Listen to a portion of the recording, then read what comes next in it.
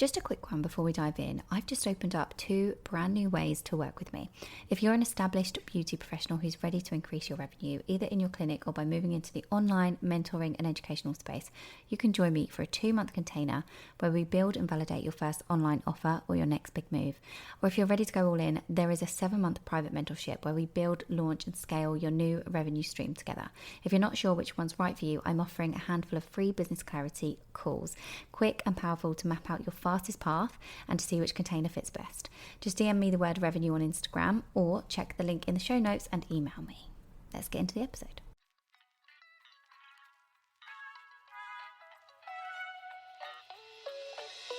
Welcome to the Beauty Build podcast with me, Zara King. As a coach for beauty pros, it is my mission to help you earn more, work less, and create an unstoppable mindset. This is the show where we explore all of that. So whether you're a seasoned pro or just starting your beauty business, this podcast is for you. So sit back, relax, and join us on the journey. And for more, get yourself inside my private community, The Beauty Build on Facebook. Hello, you gorgeous beauty pro you, and welcome back to another episode. I am tackling something today that every single beauty business owner needs to hear, and that is how to handle client situations without losing income, sleep, and your self-worth.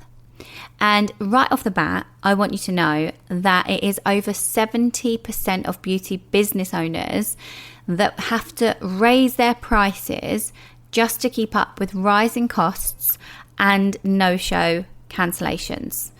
Okay, so that is real money slipping through your fingers. So, I know and you know that you don't want to be walked all over. I know and you know that you don't want to be paid less than you deserve. So we need to stop losing money. Now, I was going to give you a stat about how much you could potentially be losing, but I think it's different for every business owner. And because of your pricing and because of the hours that you work, I would actually highly encourage you to figure it out yourself and find out how much you lost maybe in the last year when you had, when you've got a complete year's worth of books to look at. Figure out how much you lost due to cancellations and no-shows. If you don't have those figures, start taking your business seriously. If you do have those figures and you've got an online booking system, it will do it for you. That is the best way to do it. And you might have seen online in the past where somebody has showed theirs. Just take a look at those kind of things and get real about it, because you need to take your business seriously. You need to make sure that you are not being walked all over and having these type of cancellations, reschedules, no-shows, anything that is costing you time, money, energy, sleep. I used to hate it in my own beauty business, and I know that you probably hate it in yours. The thing is, when we don't speak up about it, when we let clients do these things and we want to be the flexible person and we want to be people pleasers because we want to maintain that relationship, we want to make sure that people come back, we end up burnt out and we end up feeling worse and we feel resentful, and of course we're losing money. But for me in my beauty business, I tell you what, the thing that hurt the most was the feeling resentful, because you don't enjoy that relationship going forward if you're not saying how you really feel about that person, constantly cancelling, constantly rescheduling. You all know the people I'm talking about. I had in my business when I was mobile for 4 years, one particular client that booked in through a referral. I had a very good client who I would see all the time, and her sister was recommended to me and so booked in. Now, for 2 years straight, I never met her. She kept booking and cancelling and booking and cancelling, and she would book on the day and not book on the day. She would cancel on the day, and I would have been able to fill that slot had I had any extra notice. Now, at the time, I didn't mind so much when it was, first of all, because I was working and I was not relying on this income. But as time went on, it really bugged me. And actually, it came to the point where I said, I let it go on far too long, but it came to the point where I actually said, I can't take a booking from you anymore. Unless it's on the day and you're definitely going to keep it, I can't take a booking from you, because I will have turned away somebody else and you keep cancelling on the day and I've never met you and it's been 2 years. This is getting silly now. So I want you to know that it happens ridiculously when you let it, but you might be being part of that problem because you're like, it's okay, I'm just going to keep going like this and I want the clients to come back. I want to create a good relationship. I've actually seen on groups, I think it is on Facebook, where somebody has posted about somebody cancelling last minute. And in the comments, you get an array of opinions about deposits being lost. You get an array of opinions about whether or not you should take the client back, X, Y, Z. And it always pains me to see the people that say, I have never charged my clients a cancellation fee or taken their deposits. I've never been that person because I want clients to come back. And I can truly say that that's why I have such a good loyal client base. And I have to disagree with you on that. I think if you have a very good loyal client base, something else is happening in your business. I don't believe it's because you've been letting people off. I really don't. I think it's down to you are running a good business and you have good clients and they probably aren't messing you around as much as other people do. If you are having people that constantly cancel last minute, you are going to get resentful and there is going to be a point where you're like, no, I can't keep doing this. It's just human nature and you shouldn't be losing out money. If you let those things slip and it become the norm, you're basically giving away your income and saying, today that's fine, I'll show up to work, but I'll do that for free and then I won't see a client, I'll just go home and I'll just do that and that's fine. Not only are you losing the money, you're losing the sleep, becoming stressed, you're also telling the universe that that's what you want in life and that's the standard that you set for yourself and your business and your client relationships, and that's okay. So you'll continue to attract that. Now, don't get me wrong, this could be avoided by attracting the right clients from the offset, from having your policies and everything agreed to up front.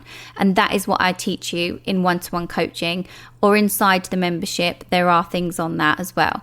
So if you need help with that, there are ways that I can teach you exactly the best ways to be implementing all of these things, because things do need to be agreed to up front. You can't expect somebody that didn't know that you were going to charge them a cancellation fee to then pay you after they've had to cancel on the day if they didn't agree to that up front.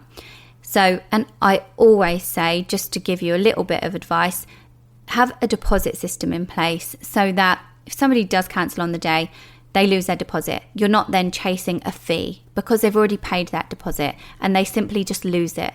You're not having to say, hey Zara, you missed your appointment today, please pay me £10. It's not going to work, is it? Because Zara's just never going to come back to you. And I've seen it happen. I've seen it happen so many times. I'm not this type of person that gives one grace. I mean, you might be. That might be fine for you. I've just seen it bite people in the bottom. So I prefer not to. So today, I wanted to do an episode based on this. And I wanted to walk you through some scripts. Also, what I do want to share before I get into it is a quick client story of my own actually as well. I know I've already shared one, but this one I remember. This is a really important one to note because it's the difference between having a client who treats you really well and having a client that treats you quite poorly. Because I had a client once, she was fantastic. I saw her every 10 days to 2 weeks for an eyelash extension infill. I also did her eyebrows and other things if necessary. Her mum used to come to me as well, other recommendations, and they'd followed me from being salon based all the way to home based. At times they'd even been on my living room sofa when I was in between spaces, and I was like, guys, I've literally got nowhere to put you, but they couldn't bring themselves to go anywhere else, so they would come and be on the sofa. And so they were really great clients, on time, paid, of course, on the booking system, no quibbles, no problems, agreed to all of my policies. We got on really, really well. And then I went on maternity leave and I recommended somebody for this particular client to go to in the interim, somebody that I use in the area who is really good at what she does.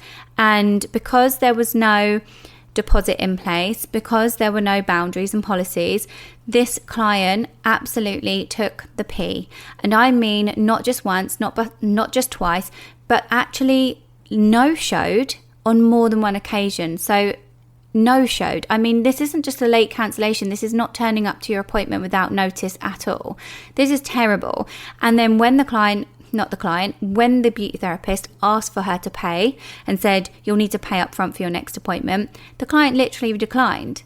And this all goes to show that when you have policies in place, when you put things up front, when you set the expectation, you get a much better level of respect. So that is one story that I want you to always remember. Think of me if you feel like, oh, this is awkward, I don't want to have to implement that. Just remember that I got treated by this one particular client perfectly well. I would have told you she was a great client, an ideal client. But put her in a different scenario and she can be a bit off. And that's because those expectations weren't set. It might have been a cheaper service as well. So maybe the value that she saw in it wasn't as much. And there were no policies agreed to. So that is just an example I want you to remember. Now, today, let's talk about the scripts that you can use so that you can implement them into your business. Imagine somebody cancels last minute again. You are up to your eyeballs with this person because they do it all the time. A little bit like the client I told you about that I never even met. So for example, I might say to her, hey lovely, I totally get that things come up. Thanks for letting me know. The cancellation policy is there because I've reserved that slot specifically for you. And on short notice, I can't fill it with another client. Therefore, any cancellations within 48 hours loses your deposit. I'll send you the link over to rebook when you're ready. So I keep things super calm, super clear and confident. I emphasize the policy and I reinforce the policy and the reason why it's there, which is because this slot is for you, right? It is your time and I value your time. So in a roundabout way, say what I've just said is what I'm saying and use that to be completely calm, clear and confident. They cannot argue. And if they do, get inside my membership and I will help you. That's the first one, if somebody's cancelled last minute. The second one I want you to know is when somebody is asking for a discount, because this can happen as well. Now, you do not have to bend for anybody's budget, just letting you know. And I have a little bit of a script for you that I'd like you to remember.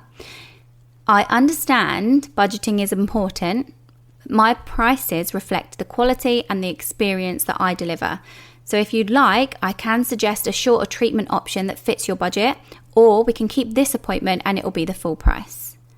Okay, so you validate their concern, for example, but you're not budging on your price. You do also offer a solution. Now, if you don't have any shorter treatments available for them or lesser treatments available for them within their budget, you could even say, I can suggest another therapist for you if you'd like in the area. If you don't actually suggest anyone else, maybe that you don't know anyone that's kind of got less experience but good and those type of things, because let's be honest, we know people in this industry that are just starting out that might be slightly cheaper than us, but we can still recommend them. There's space for everybody here, right? So you could do that as an option. If you don't want to do that, you could also say, I really hope you find somebody great within your budget. I think that's such a nice thing to say. If you follow me on Instagram, I'm at Zara King, you'll see that I do or have done a What to Say When series, which is very similar to this episode. And I split these up and I do them over different reels. And that is in one of them where I say, I really hope you find somebody great within your budget.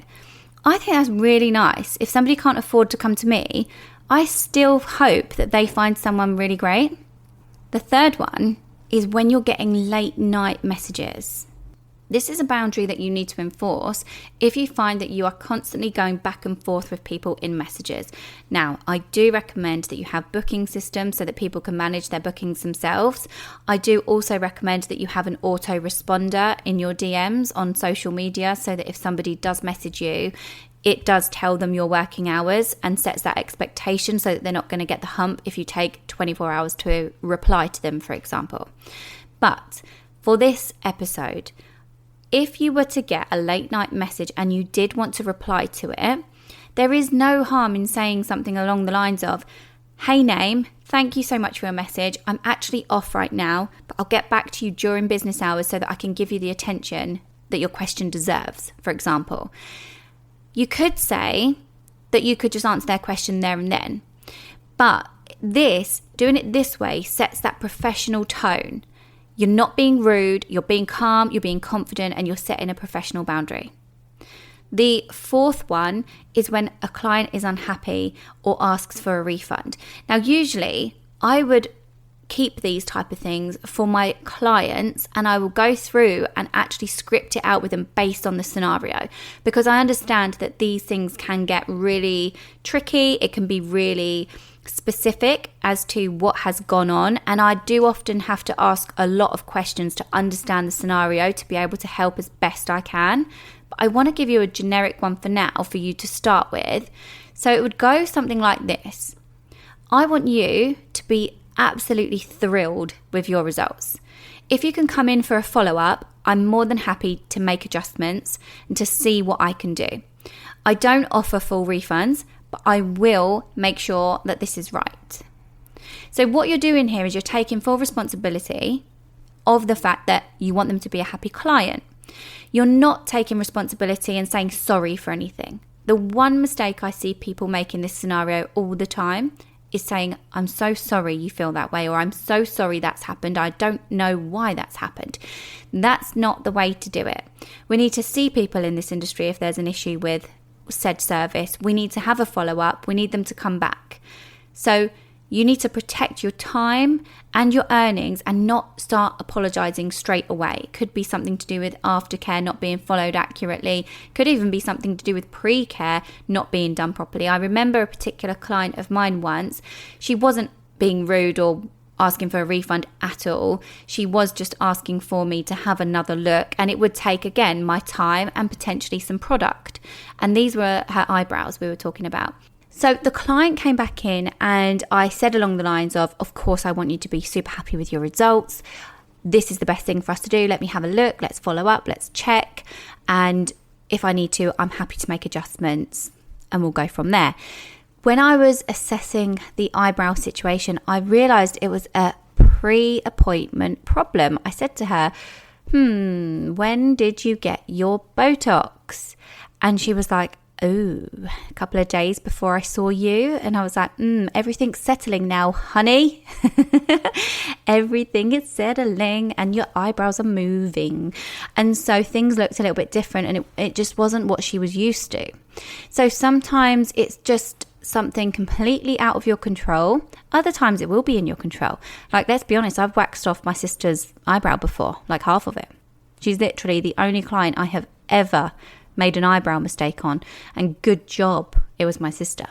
So there are things, that are in our control. There are things that are out of our control. But those are the type of things you can say. You don't have to panic. You keep it calm. There are going to be clients sometimes that need a follow-up. They may be unhappy. If they're really unhappy, all I would say is that don't take any rudeness. Don't be too overly friendly. Don't admit fault and responsibility and say sorry really quickly. Don't get into back and forth. You want to see these people, okay? And I know it can get hard, and that is why sometimes you do need to ask for help on specifics, on the actual situations. And those are the type of things I can help you do inside the membership, or if we were working together one-to-one. The last one that I just want to touch on today is if a client has had a consultation or they've come in for a patch test. This is a bit different. This isn't so much about your boundaries and policies, but this is about being ghosted after you think you've got that initial consultation done or that initial patch test done, and they're supposed to be coming in afterwards and letting you know what's going on. So the reason I want to touch on this today is because it happens a lot, and people don't know what to do, and people don't follow up, and you're leaving money on the table. Sometimes life just happens. I know I'm terrible for remembering certain things that I'm supposed to be doing. So life does just happen, and people do need a follow-up. And even if someone says to you, oh no, don't be that person that pesters or anything like that, I think that's a load of rubbish. I think you do need to follow up with people, especially if you've gone as far of giving a patch test. So I would say something along the lines of, hey name, hope you're all good. I haven't heard back from you after our consultation, or haven't heard back from you since the patch test. If you still want to go ahead and book your appointment, just tap the link below, send them the booking link. However, if you've decided to go another route, no worries at all. Just let me know so that I can open up that slot. better yet, what I normally would do in my own personal business would make sure that the system doesn't hold a slot unless we have a deposit on place, for example. So it would be, let me know, because after X amount of time, that slot will be opened up to the public again if we don't get it booked with a deposit paid. That's the type of thing you need to be saying. You're being polite, you're being clear, you're being professional, and you are protecting your time, your income, your diary, making sure that everything is being taken seriously. And when you do this, you get such a big shift in your business and in the respect levels, because there's a massive mindset piece behind these scripts. There's a massive mindset shift that happens in you as a person when you set boundaries, because this is business and it will make you feel like a business person. It's not being mean. It's not personal. What you're doing is you're setting the expectations, you're fulfilling what you've said you'll do, which is showing professionalism. And overall, what it'll do is it'll attract clients who value you and what you do. So you always have to remember that your time is your income.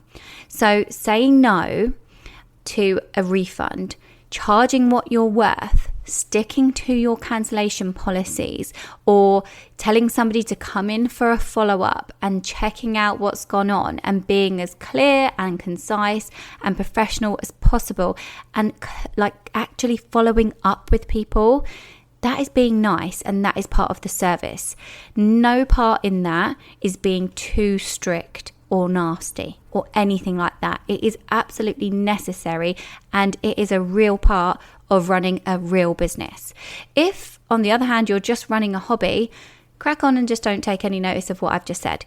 But for me personally, if you are running a business and if you are one of the people that moans about clients that do these things and you're not handling these situations properly, which 9 times out of 10 is what I'm seeing when somebody is being passive aggressive on their social media stories, telling clients, this has happened today, I'd hate to be the person that does this on my stories, but stop cancelling last minute and having that outburst on their stories. You're part of the problem, and you're not handling things properly, and you're not setting the expectations up front. So if you're on my wavelength, we can be friends. No, I'm joking. We can all be friends. But if you are on that wavelength, you'll understand me. If you're not, it will be a hard pill to swallow. I say it with the most love, but I know it's a hard pill to swallow when you realise you're like, oh yeah, I am part of the problem because I'm not doing things properly. So if these scripts are something you want to take on, take them.